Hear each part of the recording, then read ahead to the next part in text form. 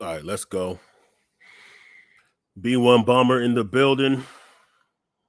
You may know me as Jay Dizzle. And this is Liberation Minded Media. So I ain't got to tell you what this is about because you see, you're here. If you're here, you're watching this, you already know what the topic is. We're gonna get to all that.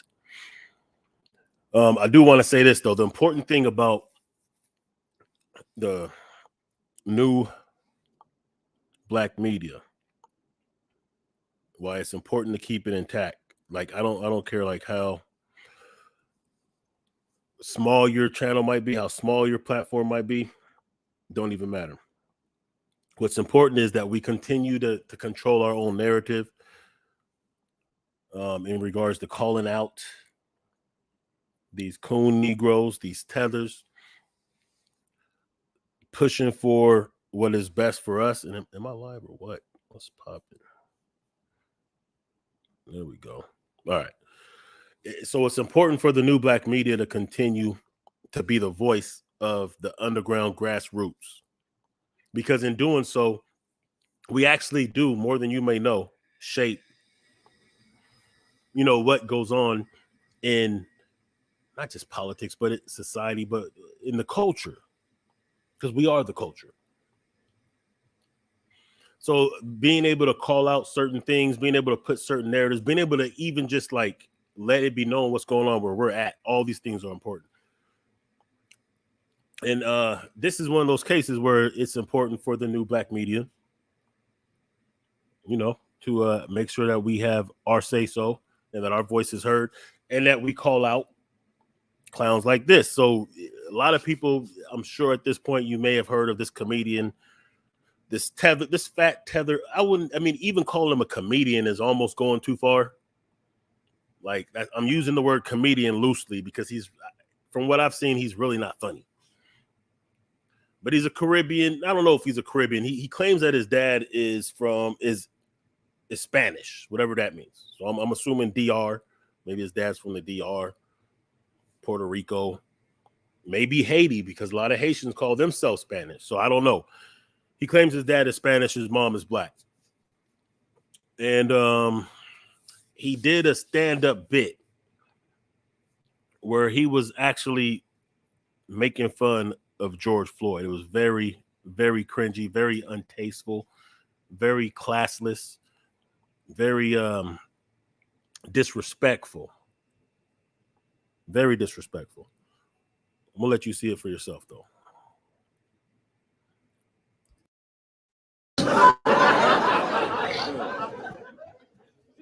Did you call me man? Huh? Don't be shy. I'll turn these lights on. Speak up. What'd you say? Turn the lights up. Turn them all the way up, all the way up, all the way up. I want it to look like y'all cleaning up in this. Turn the lights up. Talking, don't want to talk. Turn the lights up, bro. Come on. Point that nigga out like, bitch, I ain't about to catch no stray bullet for your motherfucking ass. I got to see this nigga that called me titty man, because if this nigga fat, boy, we gotta. I still can't see this black ass nigga. Huh? Yeah, you is, nigga. Your ass look like you look like Big Boy after that surgery. Let me put some context on this. So he's doing a show somewhere. I would say the audience is mostly white. Somebody's heckling him, so he's getting back at him, which is fair. Snapping back at the hecklers is what comedians do. Even pushing the line is what comedians do. But what he's going to be doing is going too far. And it's not, and as you're going to see, it's coming from a place of hate.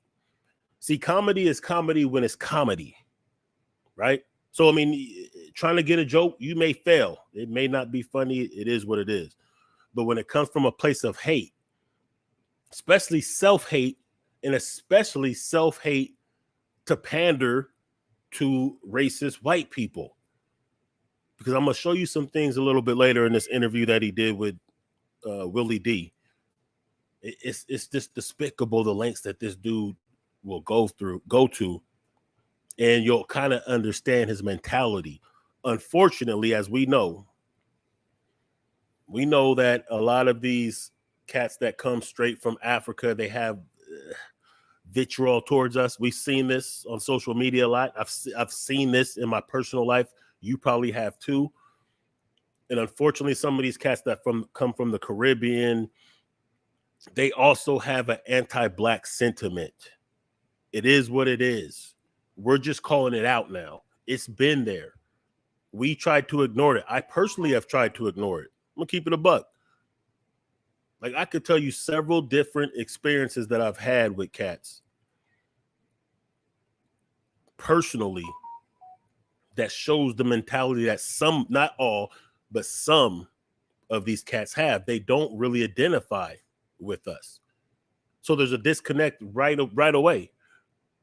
Like, a lot of these cats, they'll come from, like, he said his dad is Spanish and Black. He's clearly Black. Wherever he came from, DR, Puerto Rico, Haiti, wherever he came from, obviously you could tell he does not look like he's mixed. He doesn't look like he's, white Spanish, but he identifies as Spanish. He identified his father as Spanish, and that's probably how his father identified. So there's a disconnect. They don't see themselves. And we've seen this from some of these cats that come from, Ethiopia and all this kind of, they look at us as not like them, which is fair when you're talking about cultural nuances, right? It's fair. Haitians, Dominicans, wherever you're from, Ghana, whatever, there's a different cultural nuance. We've been here for a long time. So we've developed our own tribe, so to speak, our own lineage. We've birthed a new lineage. We are a new people, mixed with different Black people globally, mixed with people that came here thousands of years ago, hundreds of years ago. And you know what I'm saying? So it's fair that, if they have their own identity, but they don't see themselves as kindred brothers of arms for going through the same thing from the same people. They actually identify and show more reverence to the colonizers than us.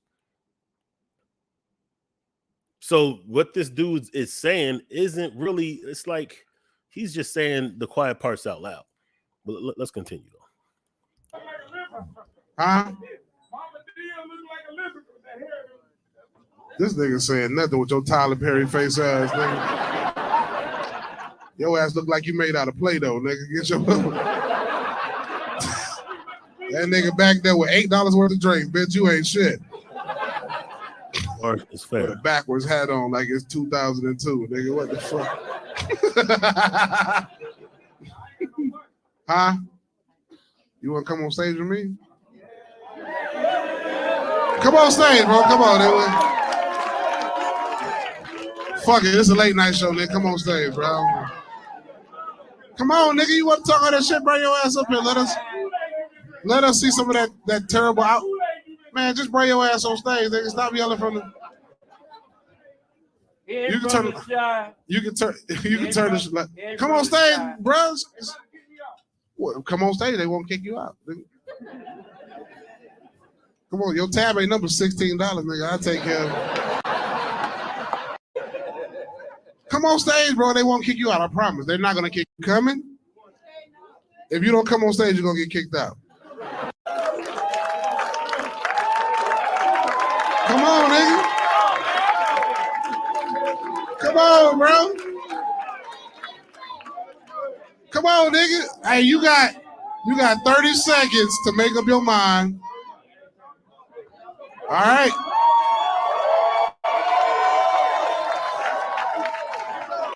This is why I tell racist jokes so niggas don't come.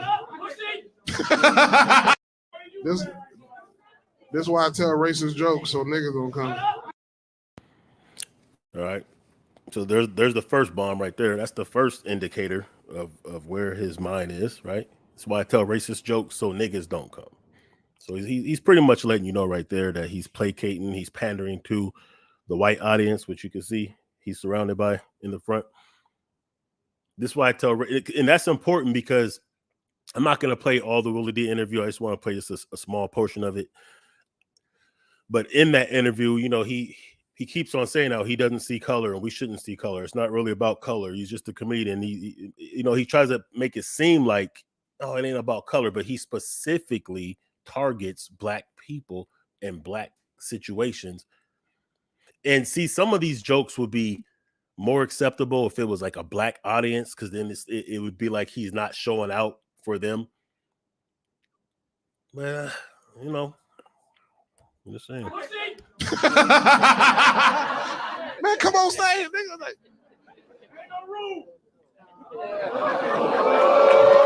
he's scary. All right, that's his last heckle. The next one get him kicked out if he don't come on stage.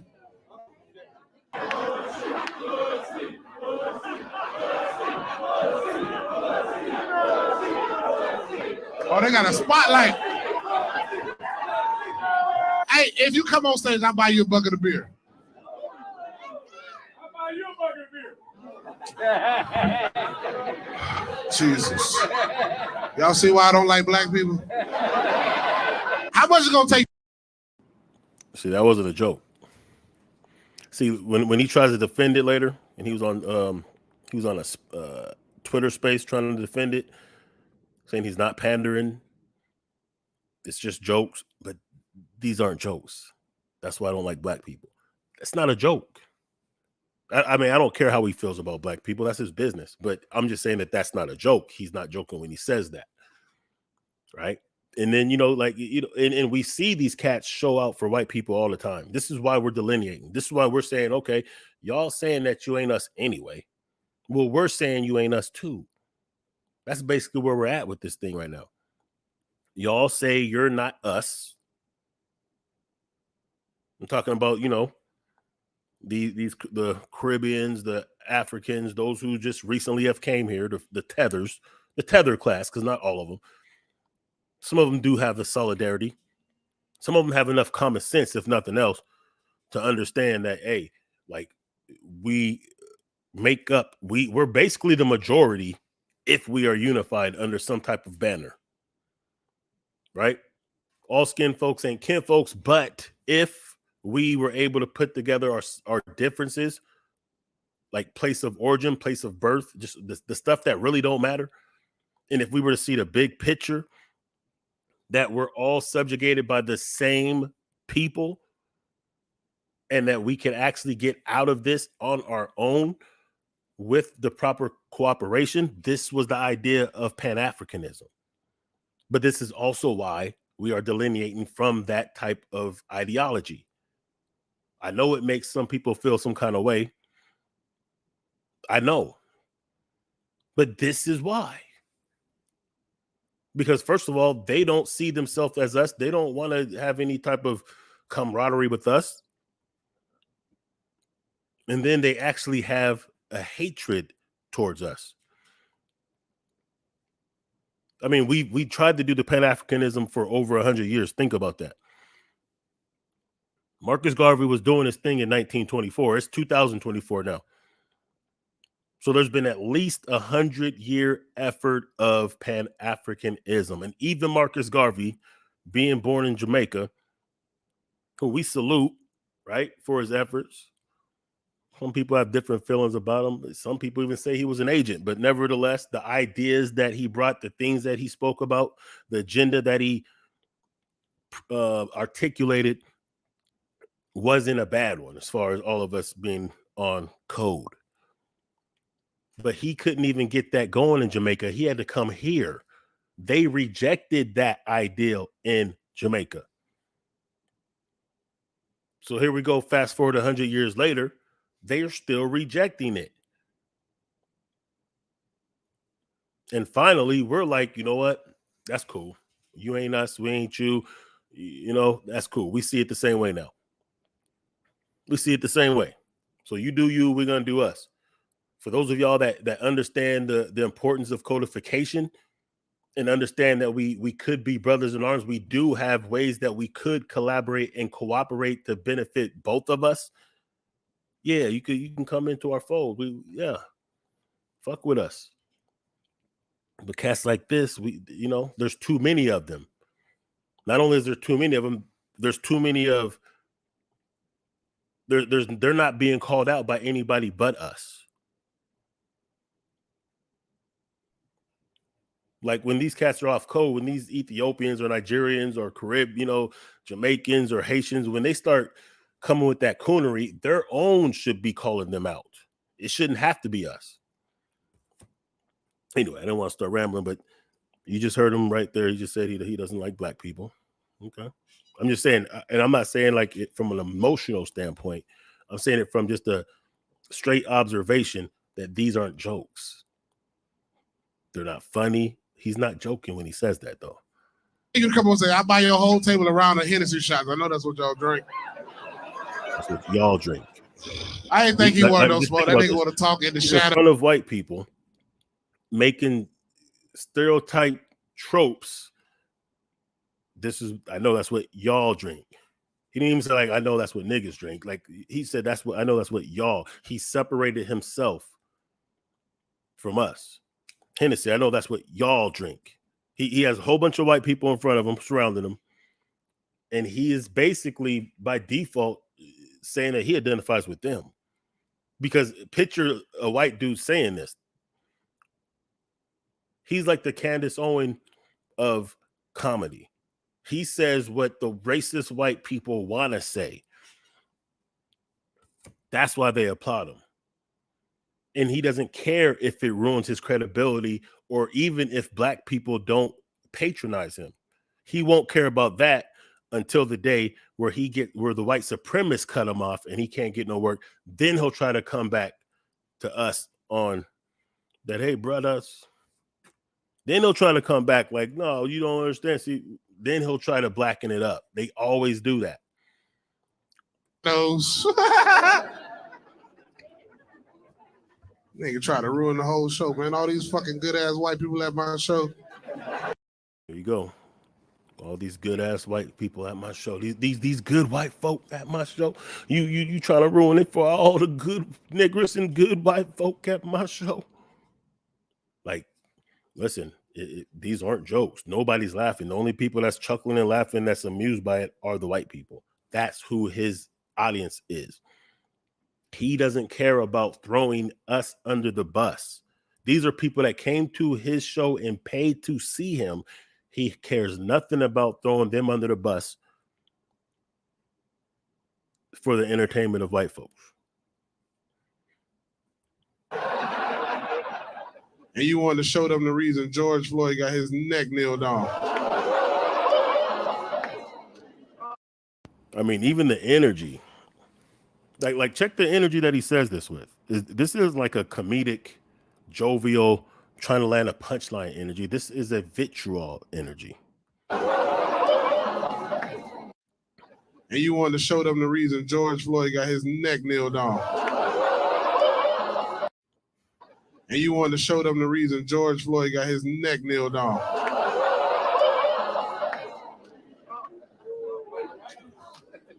Don't ooh at that joke.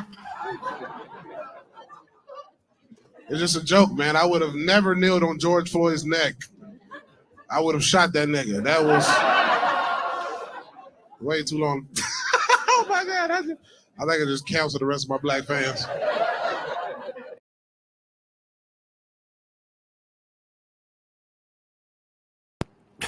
So unfortunately, I'm giving this dude a view because this is actually his channel. So he's kind of narrating it a little bit. And the guy never came on stage. Of course, he didn't come on stage. It's not his job. He's not the comedian. It's not his job to come on stage for you to try to humiliate him. Yes, he was heckling. That's part of the game, though, for a comedian. But you wanted to bring him on stage so you can try to humiliate him in front of the white folks. And that's what it's really about. See, that's the difference. There's context to everything. There's intentions to everything. His intention was to humiliate black people for the good white folks, as he called it. He himself said that that's why I don't like black people. Now, whatever, jokes is jokes. No need to get oversensitive about those kind of things, but it does show you his frame of mind, and you're going to see more of that in a minute. And then when you make Gorge Floyd jokes, like that was a public lynching. Lynching doesn't just mean hanging by rope. Gorge Floyd was literally lynched in broad daylight in front of the world to see. That's what sparked. That was the final spark that ignited a rebellion, an uprising. So many people felt when they seen that trauma, hurt, pain, anger, the audacity of that, to where even white folks was even out there protesting. Asians was out there protesting. People were protesting around the world. He chose the side of the white supremacists who made fun of George Floyd and who justified him being murdered. He's on their side. Think about that. He's so disconnected. Wherever his tether roots take him to, he's so disconnected from our experience or having empathy, the ability to feel pain for someone else. He's so disconnected and void of that he even tried that he made a joke about George Floyd and doubled down on it. Like imagine seeing a lynching and then making jokes about it and the person looks like you. See, he wouldn't do this. He wouldn't make Holocaust jokes.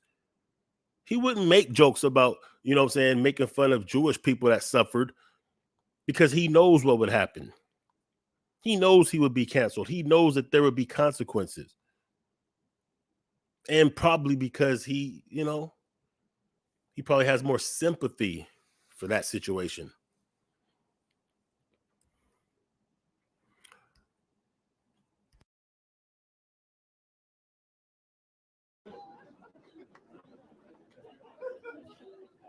But you ain't gummy worming no dick in no ass. You ever seen an ass?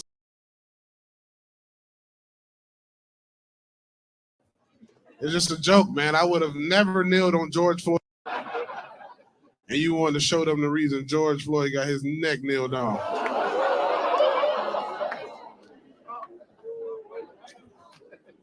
Don't ooh at that joke.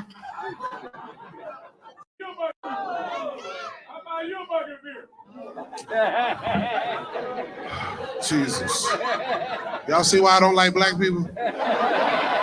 How much is it gonna take you to come on and say, I'll buy your whole table around of Hennessy shots? I know that's what y'all drink. I didn't think he wanted no smoke. That nigga want to talk in the shadows. Nigga try to ruin the whole show, man. All these fucking good ass white people at my show. And you wanted to show them the reason George Floyd got his neck kneeled on. He just turned to heckling. Like, listen, I get it. Comedians get heckled and they hit back. They snap back. That's what they do. That's all fair. No judgment on that. But when you take a heckling to the point where you're going to disrespect someone who was lynched, literally lynched publicly, and you're doing this to pander to all these good white folks, as he said it, as you can see in the crowd. When you do that, that's a whole different level. That's where it's not comedy anymore. Like, he is saying all the different things that the racist white supremacists would love to say. He's saying it for them. He's saying it for them. Like, this whole bit so far has pretty much been anti-black. What up, Shay? Salute, bro. What it do out there, man?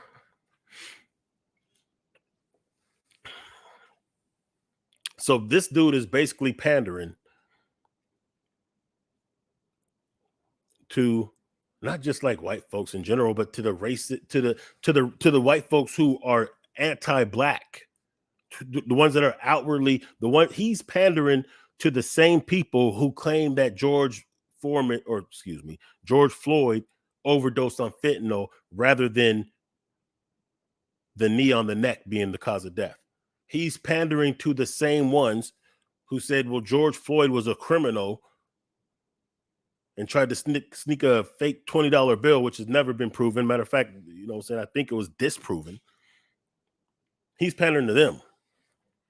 No sympathy, no empathy, no connection, no camaraderie, no respect for what we went through. Like that sparked a worldwide uprising and recognition that lasted like a year. That sparked a movement, and he is shitting on the catalyst of that movement.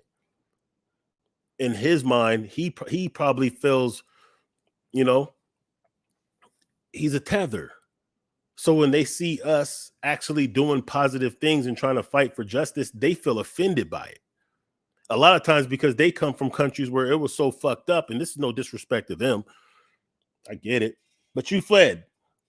At the end of the day, you didn't get your shit right there. And a lot of them come from such fucked up situations that they feel like being here is such a blessing that how dare us be complaining?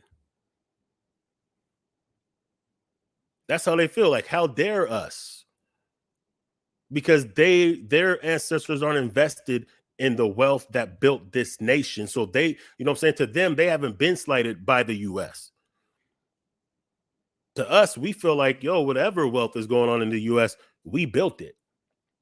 Like we've been, this is Black History Month. If you've been following me on Facebook, then you've seen some of the outstanding inventions and outstanding contributions, phenomenal contributions that our people have made to this country. Airplanes. The first aircraft that flew was patented by Charles Page, who was born during the time of slavery. Refrigeration, cell phones, video games, house alarms, the Pattersons in the cars, George Washington Carver. Let me show you guys something real quick. Let me show you something. George Washington Carver made a car in the 1930s, straight out of hemp. No, people think that George Washington Carver only the peanuts and all that. Nah, don't get it twisted. Check this out. Yeah.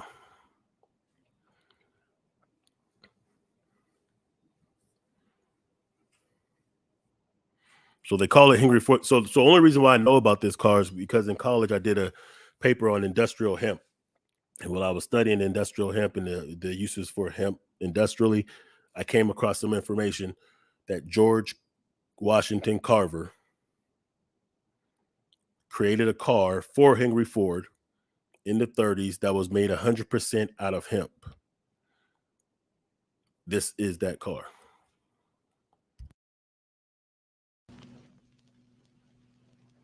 Amongst the thousands of products made from hemp, one of the most extraordinary is Henry Ford's plastic car. Built in 1941, it contained cellulose fibers derived from hemp, sisal, and wheat straw. The plastic was lighter than steel, yet could withstand 10 times the impact without denting.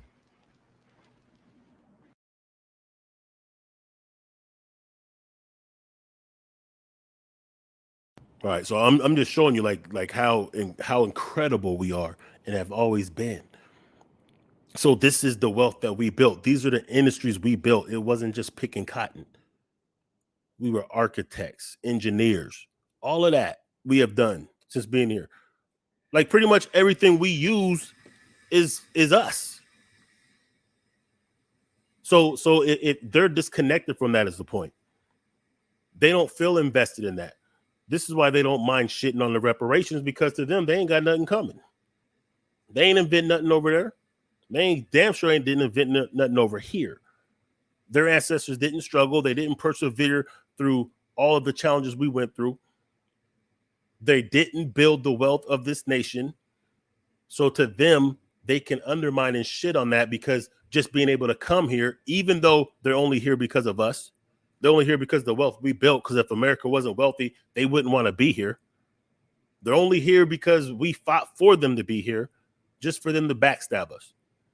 So they don't feel that connection. So the shit on George Floyd, who was literally lynched, don't mean nothing to them. They wouldn't do this to the Jews, right? They wouldn't shit on their own ancestors, but they don't have any prominent ancestors like we have. I'm not saying they don't have any, but they don't have. Come on, man. Let's just keep it real. Everybody knows what it is. So he feels nothing about doing this. This is a tether. What's that? The world class. What's up? Hemp makes the strongest plastic. Hemp is vibranium in real life. Hemp is incredible. Like I said, when I did that paper, I learned so much about hemp. What you could do with hemp is crazy. And George Washington Carver also knew that because he built that car that you see. That car was 1,000 pounds lighter than the cars of the day, 10 times stronger, ran on biofuel. And the reason why they couldn't mass produce it, as a footnote, is because of the Marijuana Tax Act brought forth by the DuPonts and Rockefellers and others who would lose a lot of money. Because if hemp was federally legal, you know, the medical industry is done. The steel industry is done. The wood industry is done. The clothing industry is done. There's literally tens of thousands of uses for industrial hemp. Exactly, they banned it. So our people have always been genius when it comes to dealing with nature elements. This is the idea of voodoo. Voodoo is not just some spooky, you're gonna, stab a voodoo doll and all that. Nah, voodoo is to be in tune with nature, kind of like the root work or hoodoo. It's being in tune with nature, using it as medicine, using it as whatever. And in the case of George Washington Carver, using it for industrial purposes. That's huge. We did that. It wasn't some white scientist. It wasn't Einstein that figured out how to turn hemp into a vehicle. It was us. I think Tariq Nasheed has shared information about the Pattersons. I've looked into it. That was no cap. There were brothers making vehicles before Henry Ford. They just didn't get them mass produced, as even George Washington Carver couldn't get this car, or even with Henry Ford, they couldn't get this car mass produced. The airship, I already spoke about. Open heart surgery. And we're going to do a little bit of Black history. Let's not forget, this is our legacy. This is why it's important to delineate. See, the delineation wouldn't even be necessary if cats like this weren't prevalent and attacking us. We wouldn't need to. The idea of Pan-Africanism is not a bad one. To some degree, I still consider myself a Pan-African, but I'm a Black nationalist first. So when we talk about FBA, that's Black nationalism. That means we understand and recognize ourselves as our own nation, and we got to get our family correct, just like the others got to get their family correct. And then once we are codified with an agenda that's mutually beneficial to all of us, that's how Pan-Africanism can work. It can't work without strong Black nationalism for each individual lineage first. Then we can come together and we can work together. The problem is they didn't see it that way. They weren't trying to link up with us. 100 years. Marcus Garvey was doing his thing in the 1920s. It's the 2020s. 100 years. We tried to make Pan-Africanism work. They did not want to participate. Pardon me. There was a time where they were participating. They were participating in the 60s for a minute. They were adopting our ideals. But then the shift came. And keep in mind, they vet who they let over here. They don't just let anybody over here from these African and Caribbean countries. They handpick these type of Negroes. But let's continue, though, because I can go on forever. Don't ooh at that joke. It's just a joke, man. I would have never kneeled on George Floyd's neck. I would have shot that nigga. Way too long. Oh my God. I think I just cancel the rest of my black fans.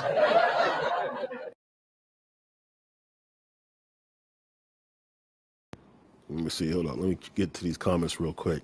The World Class says hemp is very healthy at that, high in iron and vitamin D.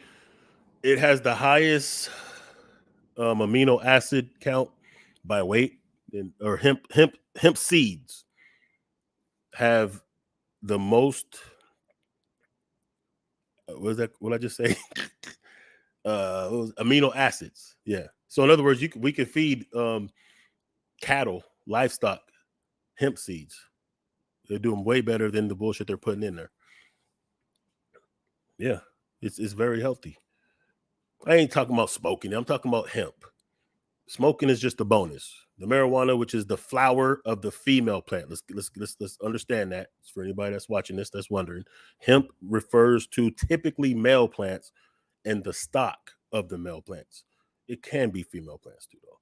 But if you're gonna grow female plants, then you're gonna anyway. The marijuana is just a bonus. That's the female plant. That's the flower of the female plant. But hemp has thousands of industrial uses. But it would just put too many people out of business. Let's see what else we got. Shane Nkrumah says Patterson Car Company out of Ohio. Okay, they're out of Ohio. That's right. Yeah. I mean, so just imagine in the 30s, in the 20s, in the 10s, in the 1800s, the crazy inventions and innovations that we did. Some say the light was done by us. Well, we know that the ingenuity to improve the light was definitely done by us. Even if we can't prove the lights. Because remember, like of all the patents that we know exist, there's probably 10 times as many that we didn't get credit for because in slavery, you couldn't own a patent unless your slave master was gracious enough to allow you to. So understand that. So what we have brought forth, yes, when we're talking about reparations, it's well-deserved. When we're talking about social justice, it's well-deserved. So the fact that they'll deliberately give resources that should be coming to us to immigrants, and that these same immigrants will shit on us, is a high level of disrespect. And that is why the new black media and us having our platforms is important, so that we can call this shit out. So we can let them know we do not appreciate that. And even if hands got to be put on some of these clowns, it is what it is. Do what you feel in your heart you need to do, because we cannot tolerate this. And I know a lot of people, they'll say, you know, like, why are you guys fighting with other black folks? And it's the white man, this and that. I agree. But from a strategic point of view, and I'm not advocating anybody grabbing guns and going on some whatever. I'm saying, like, just out of strategic military science perspective, we can't go to war with anyone else if we don't purge the weak tether nigglets and coons out of our own system. Because the first people we're going to have to fight, if we were going to go that route, would be them who would fight on behalf of the slave masters. No successful revolution was successful without first purging and cleansing our own. Because if you don't, the first line of defense is the sabotage that you're going to get from people who look like you. So we got to clear these niggas out the way before we really could do anything. That we have to purge these niggas out the way, because they're being used to sabotage us. They're being used to undermine us.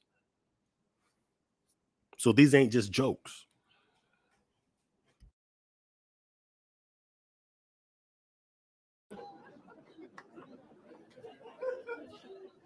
But you ain't gummy worming no dick in no ass. You ever seen an asshole that got the same skin as an elbow, nigga? You ain't putting shit soft. All right, Bill Cosby just left. Appreciate you, dog. Oh, they going to the bathroom. My bad. Oh, Bill Cosby was gone, nigga. course, you got to throw Bill Cosby under the bus. Of course, he's a comedian, but see what he's trying to do. He's trying to go viral, and he's also trying to placate to a certain audience. He don't care if he loses all of his black audience, if he blows up enough to where he could fill crowds with white people. But what he and other tethers and coons don't understand is that once you isolate yourself from your black support, you're at their mercy. And 100% of the times, they will do you in on that. 100% of the times, you will fall because you depended on them. They will come back and cut your throat. I think Professor Black Truth said it. White supremacy always breaks their tools. And then once that happens, they try to run back to us. Us? No, it ain't happening. So he doesn't mind doing this as long as he can keep his white fans happy. He thinks that's going to be a long-term strategy. He's probably desperate because he ain't blew up, because I ain't never heard of this cat before this shit. And that's what they do. They get desperate. That's what Tiffany Haddish did. Another tether. What'd she do when she got desperate? First, it was like, I want to fuck every white man that I see. Then she did that little pedophilia.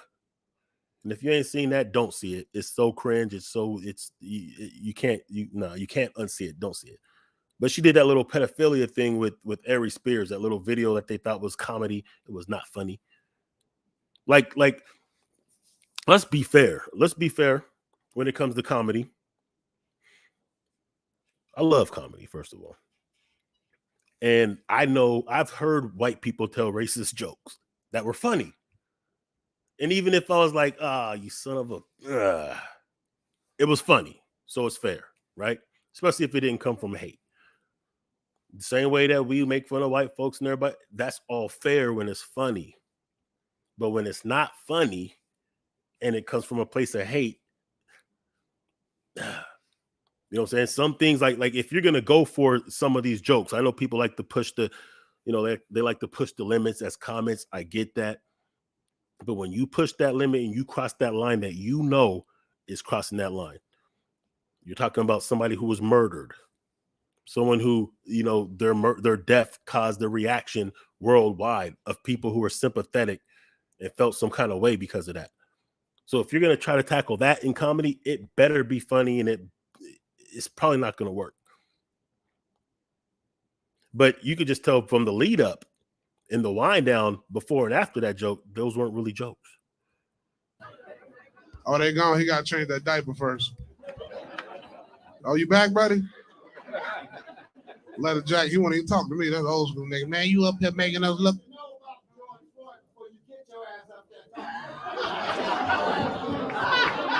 I've been to Minnesota and I went in the gas station and I asked them niggas to let me see that fake 20.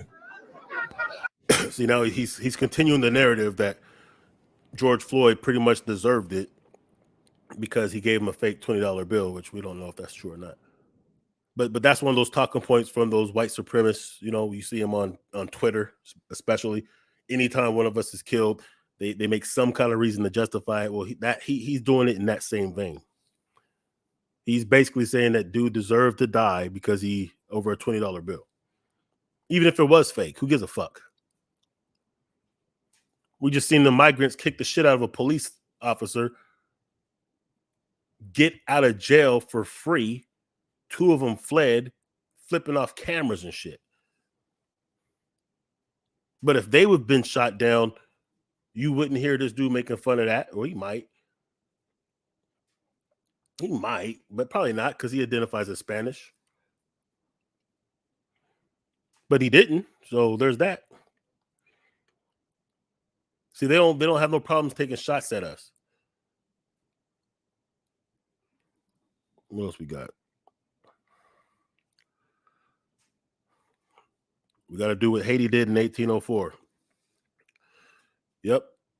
And one of the things that Haiti did is they got rid of the weak breeds. Understand that. They got rid of the weak breeds. Then they got rid of the ideology that bound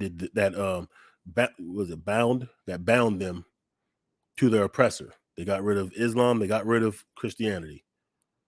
They went back to their roots. They did their ritual and they did what they did. Then Toussaint Louverture, who still thought of himself as a Frenchman, went to go try to negotiate with Napoleon, and they killed him. Jean-Jacques Dessalines was second in charge, so he took control. Then the mulatto class and the house nigga coon class killed him. They didn't just kill him. They killed him and chopped up his body. That's how much disrespect they had for the man who was responsible for their freedom. That's how much cognitive dissonance they had, that they identified with their oppressors so much that they were so angered by this man who freed them from their oppressor and kicked the oppressor off the island that they sabotaged and killed him. Then they signed a deal. They signed a 360 deal with France to say that we'll pay you back reparations. We're sorry that we're free now and that you can't exploit this island, which produced 80% of France's wealth, by the way. They signed a 360 deal that kept them poor to this day. One of the reasons they're poor right now is because they're paying reparations. They're paying reparations to France to this day. 220 years later, they're paying reparations to France because of the house nigga coon shit. So this is why it upsets me. Let me calm down, man. This is why they have no business getting into our political affairs. They have no business telling us shit. Then, of course, France also, this is what the Louisiana Purchase came from, in case you don't know. Everything west of the Mississippi was sold from France. When they lost Haiti, they went broke, so they made that deal. Then they also made a deal with the rest of the European countries to not only block off the ports so that the Haitians couldn't export their goods, which would have made them the most wealthiest nation in Western Hemisphere, but they also made deals that even if they were to get them out, they won't buy it. And they convinced other countries not to do so. They basically did this on purpose. They sabotaged it. They did this in Zimbabwe. They did this all over the place because they're on code like that. And unfortunately, some of these brothers don't understand that. So they want to side with them. They want to side with the ones who raped their country so bad that these countries that have resources that can make every single one of them millionaires in their country is being extracted to Western European nations. That's why their countries are so terrible that they have to flee to the country we built. Then they disrespect not the ones who made them poor, not the ones that made them flee their homeland, not the ones that raped and pillaged their land and people.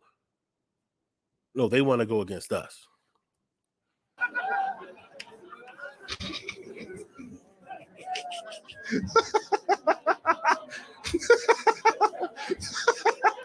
This night is a disaster. We don't do refunds, big dog. Appreciate you though, bro. That leather jacket fire as hell. Oh, he got it. Oh, this nigga don't shoot me one of them old ass pistols, nigga.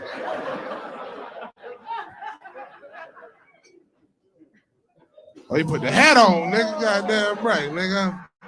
And they gonna slap me, then smoke a Camel.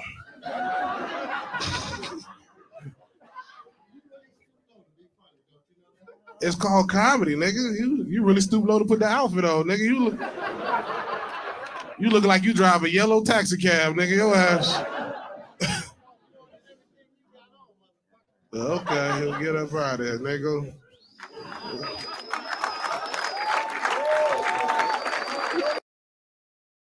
You notice who's clapping, right? You notice the ones that are cheering him on and overjoyed with the ones he's pandering to, right? Those claps and hoot and hollers were from the white folks. They love to see that shit. That's who he's doing it for.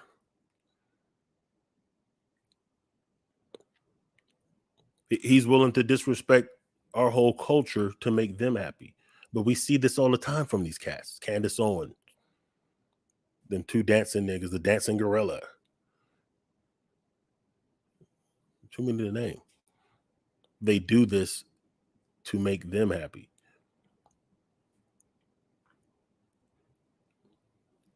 They fled their homeland that should be rich, come here to the country we built the wealth of, and we also did the political endeavors and maneuvers to allow them to come here, and then they shit on us for them.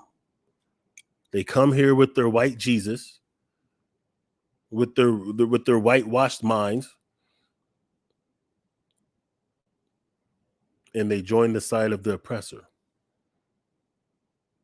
And they feel no kind of way about it. That's just natural to them. To them, they're the saviors. Like I've heard Nigerians specifically say that they're not taught history in Nigeria. They don't understand colonization, what happened to them when they were colonized. That's why they'll call us slaves as if they weren't.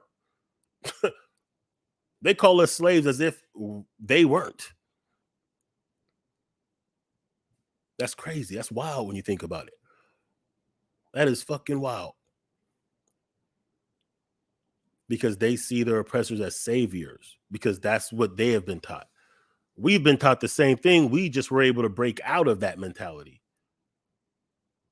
Salute to Elijah Muhammad. Care what you think about his ideology. Salute to Elijah Muhammad, Father Divine, and many others of that time that started to break those mental shackles for us.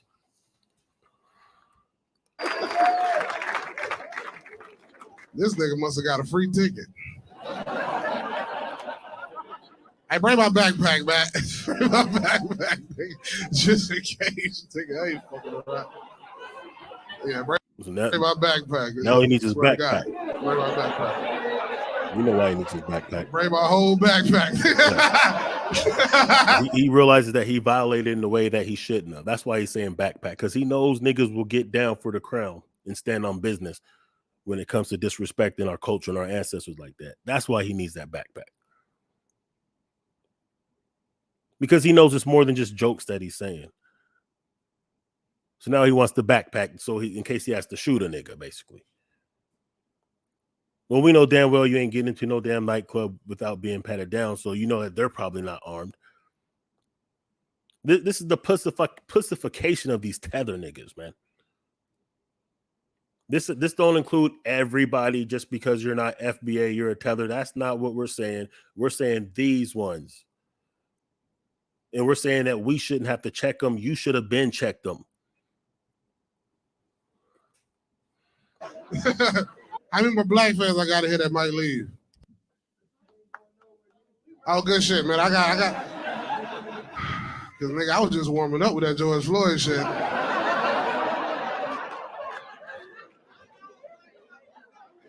You ready to go? All right, baby. Okay. I can tell you voted for Biden. So one thing I do like about this situation is that at least there is enough of us on code at this show that they left. They bounced. They was not going to sit there and listen to that shit.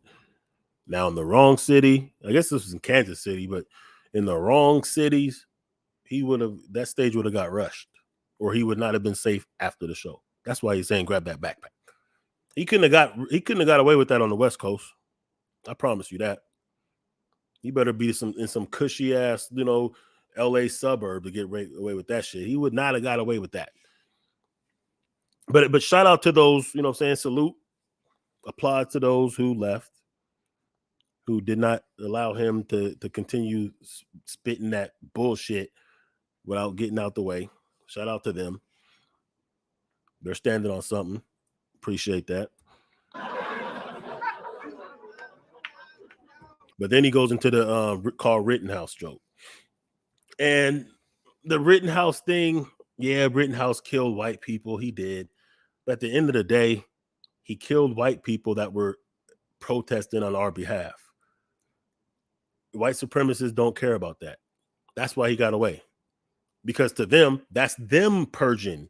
So you know how I was talking about we have to purge before we can even be thinking about war, or even just to be effective in politics, economics, or anything we're doing. We have to purge the tethers, the coons, the weak breeds, the race traders. We have to purge them out the way. That's what was it called Rittenhouse? Whatever Rittenhouse. That's what that white boy signified for white people. Yeah, he killed white people, but he was purging the white people who may lean towards justice for us. This happened in Mississippi as well when they killed those 2 Jewish kids and that brother threw them in the river because they were signing up people to vote, I think in the 50s or 60s. Same thing. They were purging those who weren't on code.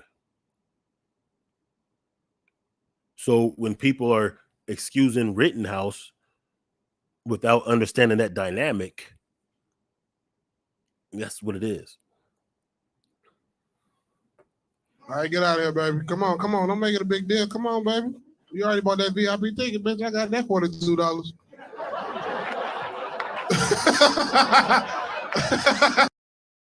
Okay, you see the point. So let's go ahead and move on. I don't want this to be too long. So this is an interview that hold up, where we at?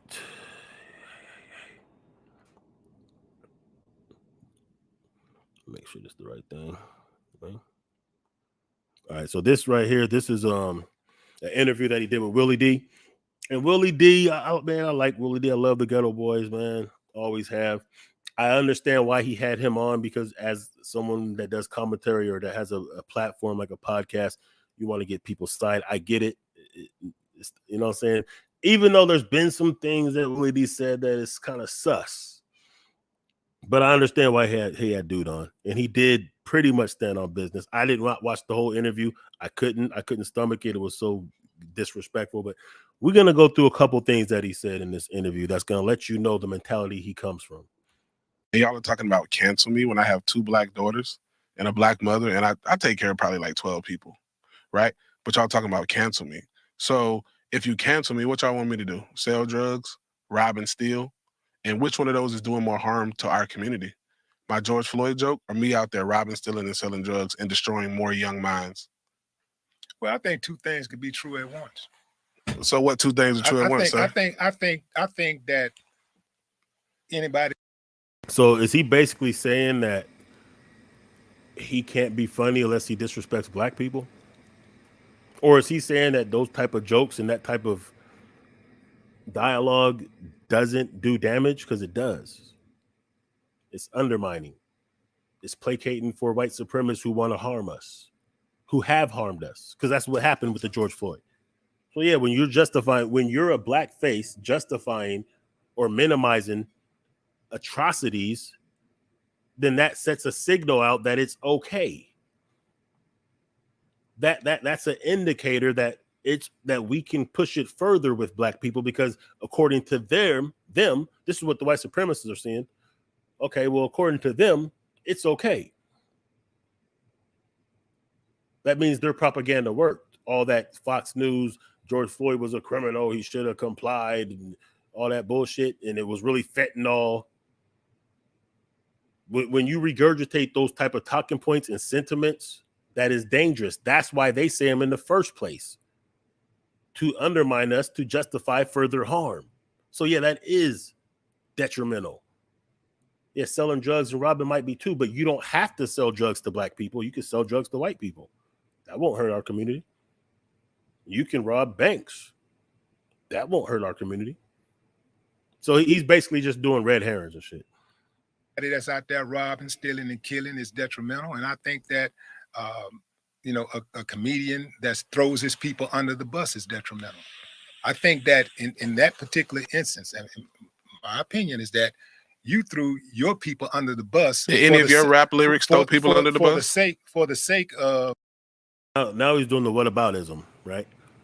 Willie D is telling him that joke threw him under the bus. He wants to turn it back to Willie D and ask if Willie D has ever had lyrics that thrown people under the bus. But here's Willie D's response, which I respect. For the sake of appeasing, appealing to who says that? I just said it. But I'm saying, how can you say that? I open my mouth. No. I'm saying that I get the physical aspect of you saying, oh shit. I get the physical aspect of you saying that, but I'm like, who's here to say that I was doing that? I was doing that for me. Everything I do on stage is for me, sir. I don't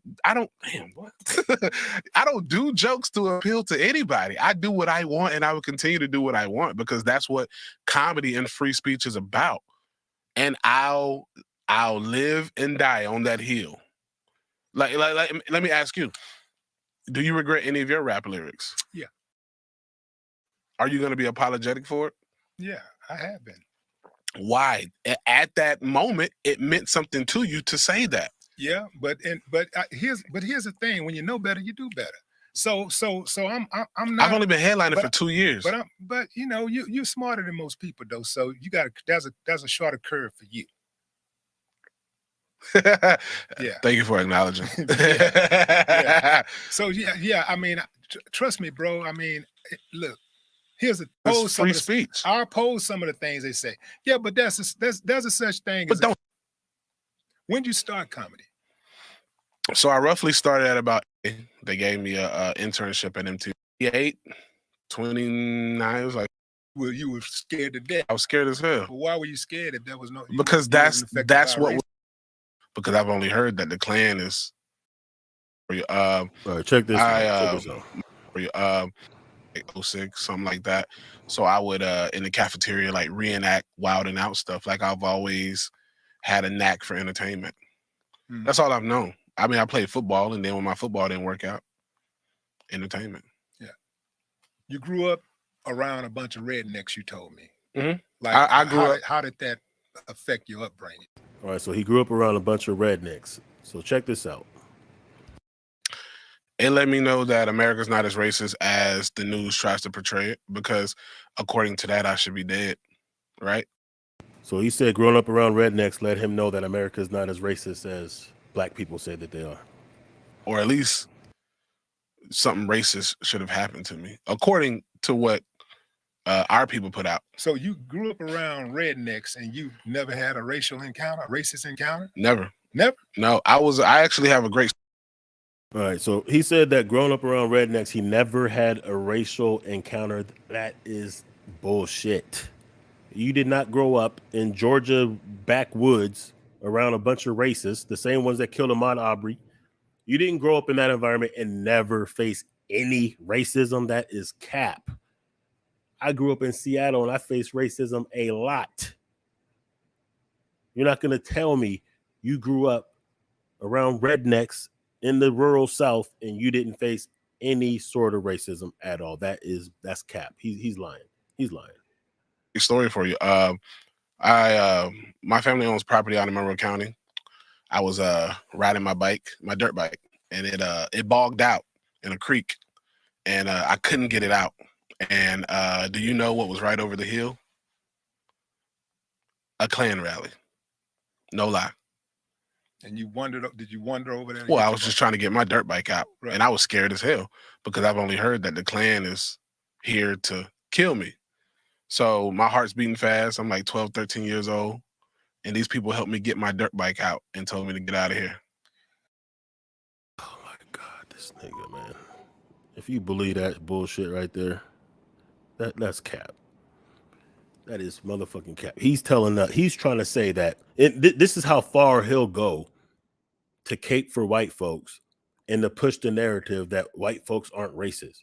That he'll say that the Klan helped him out during a Klan rally. They stopped their Klan rally to help him get his bike out. Are you shitting me? Cut it out. He's going, that's how far he'll go. He'll try to anesthetize, if that's even a word, the Ku Klux Klan as to say they helped him. Like if you'll go this far, and let's suppose it's true. If you're telling me he's coming from a mentality where the worst of white folks aren't so bad, but he'll shit on black people because the Klan ain't even racist. They helped him out. So the Klans are his buddies, basically. They helped get his bike out. He owes the Klan gratitude, pretty much, right? They helped him get this bike out. Now, I don't believe this story for a minute. I think what he's doing here is he's going so extreme. He's going so extreme to make white folks just so innocent because it's the black people he hates, right? He said that in this comedy. This is why I hate black people. This is why I'm racist against blacks. This is what he's saying. But the Klan helped him out. So the benevolent Klan saved him. Is basically what he's saying. That is a cold piece right there, man. And I couldn't get it out. And do you know what was right over the hill? A Klan rally. No lie. And you wondered, did you wander over there? Well, I was just trying to get my dirt bike out. Right. And I was scared as hell because I've only heard that the Klan is here to kill me. So my heart's beating fast. I'm like 12, 13 years old. And these people helped me get my dirt bike out and told me to get out of here.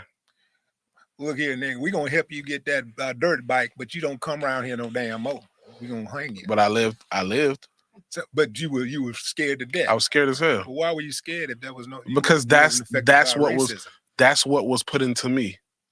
That you know the Klan is bad. Have you ever ran into a Klan member? On a day. So he's basically trying to say that, oh man, that I've heard the Klan was bad, but they helped me get my bike out the ditch. Stop it, man. That's cap. Fuck out of here. This dude is despicable, man. But this is the mentality. This is the same mentality. This is him trying to clean up the Gorge Floyd joke. Now, so everybody's saying that he's pandering to white people. He denies it. Then he turns around and gives a salute to the Ku Klux Klan. He reached deep in the well of bullshittery and coonery to come up with a concoction of celebrating the Ku Klux Klan. We have no room for cats like this. None. These are a dangerous people who will go that far. If your mentality is the Klan isn't so bad, they help me, which I don't believe, like I said, but you put that out there. If that's your ideology, if that's the root of your ideology, you grew up in a redneck backwood country town in Georgia and you've never, ever experienced racism. They literally had slaves in Georgia for hundreds of years. You've never encountered racism there.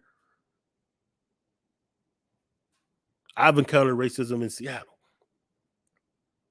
I'm sure my homie Shay, I'm sure he's experienced racism in Denver, Portland, LA. You're telling me in Georgia you didn't experience no racism? In fact, he doubled down on he didn't experience racism. The Klan actually helped him. Come on, man. Daily basis. I live in Texas. Wow, sir, I'm talking about you ever ran into somebody with a damn. All right, we about to shift gears. You know, it's already kind of late. Let's get to this one though. We're gonna shift gears, man. But just understand like why we do what we do. Why delineation is so important. We don't delineate out of hate. That's not why we do it. We do it because if we don't, people like that become associated and affiliated with us. And when people like that are in our midst, it's going to be hard to get the political maneuvers done to get reparations and social justice. Because as we fight for these things, in his mind, the Klan helped him out. Why are you niggas complaining? The Klan ain't even really that bad. So the police can't be bad. If the Klan ain't bad, the police can't be bad. If the Klan helped him get his bike out of a ditch, then the police is really protecting and serving. We can't have that kind of shit around us. And we definitely can't allow them to disrespect. No one should be able to feel safe and comfortable spitting that disrespectful bullshit and then being able to come in our presence. Even the Roland Martins know better than that. They don't come in our presence, and he doesn't say things nearly as egregious as this dude said. But it ain't just. But this stuff is, you know, it's an epidemic at this point to some degree, which is why delineation is so important. So now we're gonna go ahead and transition to Taharka Bey.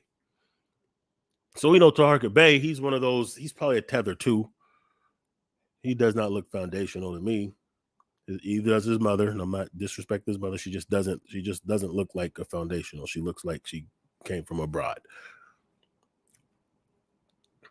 And he's been going against everything new black media, everything foundational black American, everything Tariq, everything black empowerment. That's all he does.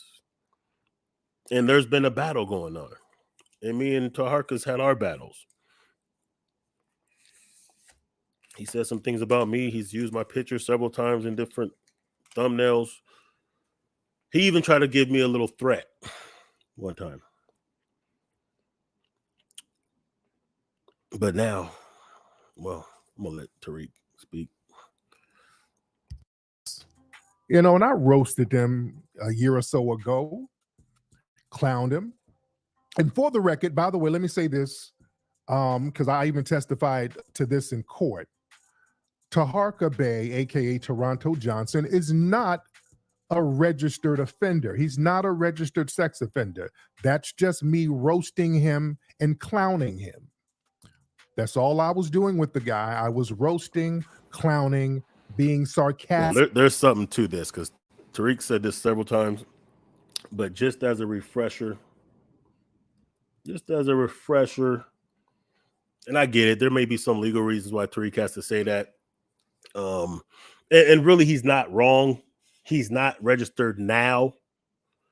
But we know in 2016, according to the District Court of Maryland, registered and or lifetime sex offender means either or both.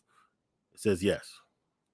So I get it. Tariq is saying it for whatever reason he's saying it, but let's not get it twisted. At one point, he was. At one point, he was on the registered sex offender list. That's just a fact. Stick. I said this in court the last time, and I said this in court today. For the record, Mr. Toronto John, I'm going to grant the peace order. And so he didn't want to just take that L. So instead of taking that L, he went and filed an appeal, because in the state of Maryland, you're allowed to file an appeal if you get a peace order put on you, because it's going to go on your permanent record. And he filed an appeal.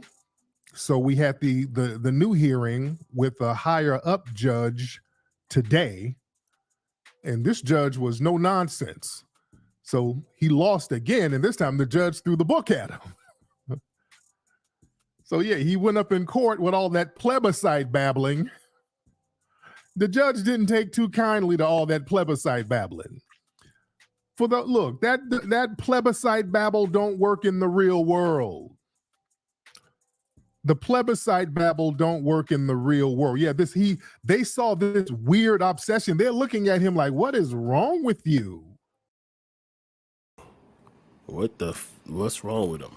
The real world ain't buying that. And this is the case in Maryland. This is the case that Tariq put on him for harassment, because I guess he was contacting his family and taking pictures of his kids at school and doing all kind of weird shit. So Tariq was like, fuck all that.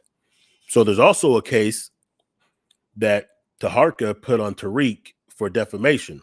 That's a whole different case. But seeing how this case went, I don't think that case is going to go well for him. Like, it's hard to convince a judge that somebody's defaming you when you have like 300 videos of them defaming them. And LA knows, they've seen clout chasers before trying to extort, you know what I'm saying? So when he goes up in LA talking about he wants $3 million and he don't even have a lawyer, he didn't have a lawyer in the case of Maryland, he don't have a lawyer now. So all the different things that Taharka Bey has been saying about people, specifically Tariq, being a grifter, scamming people, raising money on false pretense, ripping people off, all that kind of shit. This dude collected money for lawyers several different times, and he didn't even get a lawyer. He went to court without a lawyer. What is he doing with the money? It's not my business. I don't care. I'm just saying, just if we're going to put things in perspective, if we're going to be fair about the situation, why all the things that you undermine people for doing, you do? Why is it cool when he grifts and collects donations? It's okay. If Tariq raises funds for something that he produces, that's a grift. And that's what I'm saying. Like, those are the kind of things that you can say to your people, to your crowd, to your audience. They'll eat it up because they're just as dumb as you. You're autistic, retarded, half semi-retarded, tether. And your audience are really just people who hate Black people. Your audience aren't progressive Black people who are actually doing anything. So when you live by that, you can get taken down easy. Taharka Bey has been saying how Tariq Nasheed's books are disrespectful and it's not really an author. He probably didn't really write them, and he probably didn't sell as many as he said he sold. His documentaries are trash. They're pseudo. They haven't sold as many as he said. He's lying about the numbers, this and that. But everything that Tariq does, Taharka tries to do. He claimed he's coming out with a documentary now. He claimed he's coming out with a book now. He's raising money now for different things that he doesn't do anything with. That's the difference. So all these tethers, all these detractors, they want to disrespect the Hidden History Museum. They probably are the ones that called to get it, you know, to where he can't, to where all those these events now have to be private. So they do all that, right? But then what are they producing? Like, if you can't respect the Hidden History, the Hidden Colors documentary series, like, that's something that's actually educating. That's something that's actually archiving history, which people are trying to erase now. You should be saluting that. Yeah, his books, The Art of Mackin and all that, a lot of squares need that shit. And that's a legitimate way to make money. That means that he is an accomplished author. He's been published several times.